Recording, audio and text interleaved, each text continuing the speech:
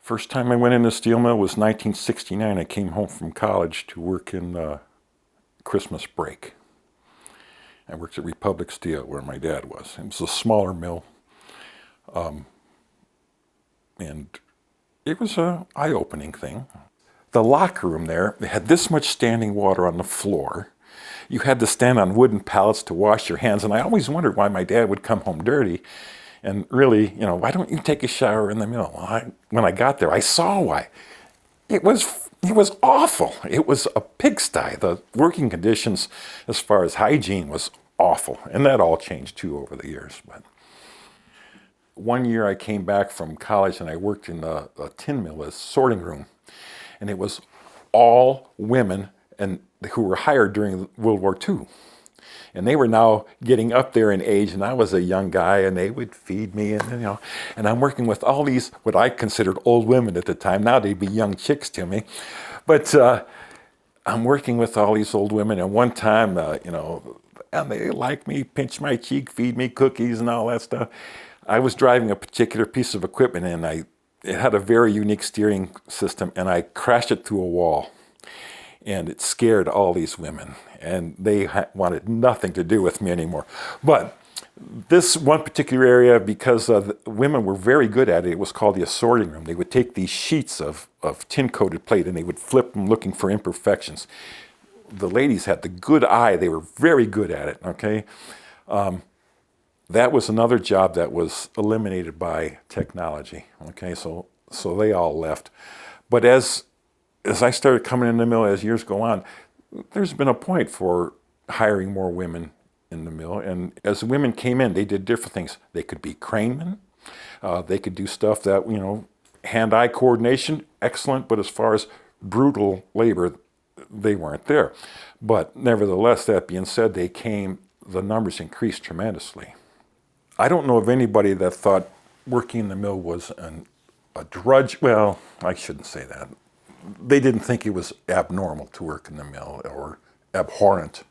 It was something you did, and you did it. It wasn't, they weren't mad at the mill, so to speak. I'm sure there were other people that were mad at the mill, but most people not. They were grateful to have a job.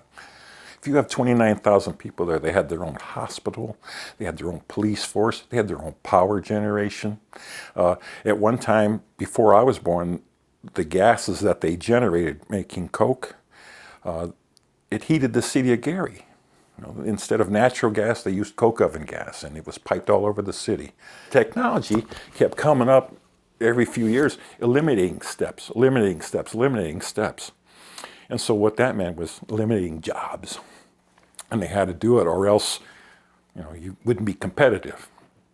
A lot of people started losing their jobs, and at one time, 29,000. When I left, it was like 8,000. So that's quite a bit. But the impact was tremendous. The mills were not very popular when they were putting people out on the street, I would tell you that.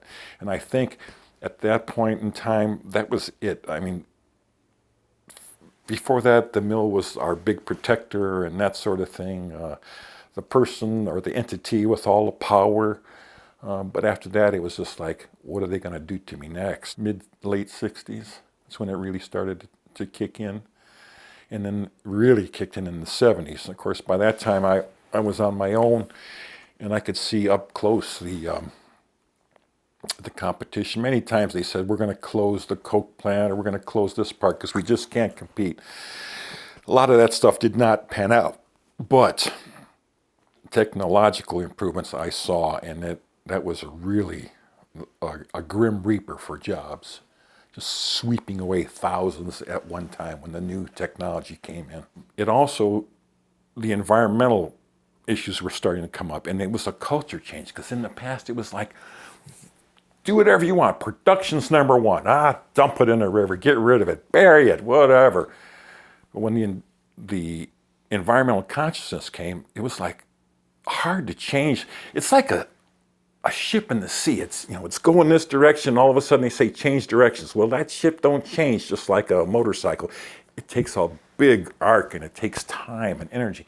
And that's exactly what it took here, time and energy.